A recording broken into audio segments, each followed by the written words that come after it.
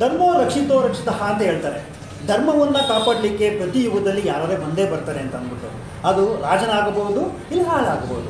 ಆದರೆ ಇವತ್ತಿನ ಇದರಲ್ಲಿ ಧರ್ಮವನ್ನು ಕಾಪಾಡಲಿಕ್ಕೆ ಹಂಗಾದ್ರೆ ಇವತ್ತಿನ ಹೊಸ ಪ್ರತೀತಿ, ಆಳಾಗಬಲ್ಲವನು ಅರಸನಾಗ್ತಾನೆ, ಅರಸನಾಗಬಲ್ಲವನು ನಾನು ಆಳುವಾಗಿ ಕೆಲಸ ಮಾಡ್ತೀನಿ ಅಂತ ಹೇಳೋ ಸಂದಿತ ಬಂದಿದೆ.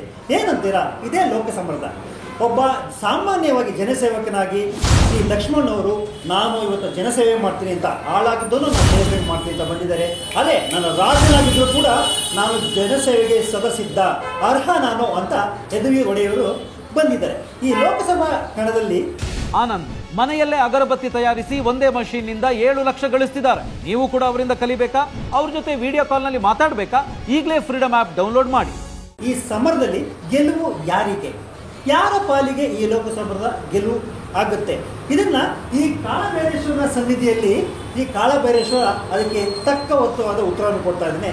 ನೀವೇ ನೋಡಿರ ಭೈರವನ ಸನ್ನಿಧಿಯಲ್ಲಿ 2 ಭಾವಚಿತ್ರವನ್ನು ಅಂದರೆ ಶ್ರೀ ಲಕ್ಷ್ಮಣವರು ಮತ್ತು ಯದುವೀರ್ ಒಡೆಯವರ ಭಾವಚಿತ್ರವನ್ನ ಇಡಲಾಗುತ್ತೆ.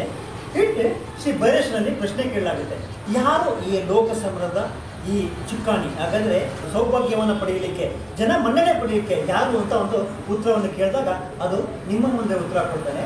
ಹೇಗೆ ಅಂತ ನೋಡಿ. ಈಗ 2 ಭಾವಚಿತ್ರವನ್ನು ಇಡಲಾಗುತ್ತೆ. ಇಲ್ಲಿ ಭೈರವ ಇದ್ದಾನೆ.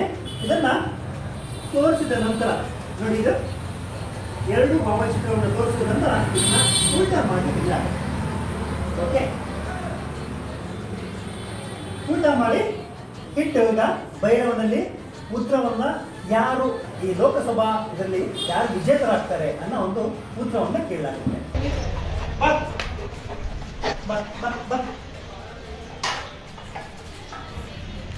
ಭೈರವ ವೀಕ್ಷಕರೇ ಭೈರವನ ಉತ್ತರ ಸ್ಪಷ್ಟವಾಗಿದೆ.